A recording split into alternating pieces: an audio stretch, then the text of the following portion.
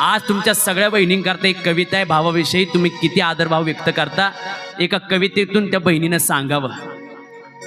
विसरू नको दादा मला, विसरू नको दादा मला, राखी दिवाळीला बोलवत राहा. आधार माझा गेला तरी तू पाठीशी खंबीर उभा राहा. तुझ्यातच शोधते मायेचा जिव्हाळा, ओल्या पापण्या पुसत राहा. अधून मधून तरी थोडी विचारपूस माझी करत राहा. समरसता आपल्या नात्यामधली अशीच कायम ठेवत राहा. काहीच नको दादा तुझ्याकडून, भावना माझ्या समजत राहा.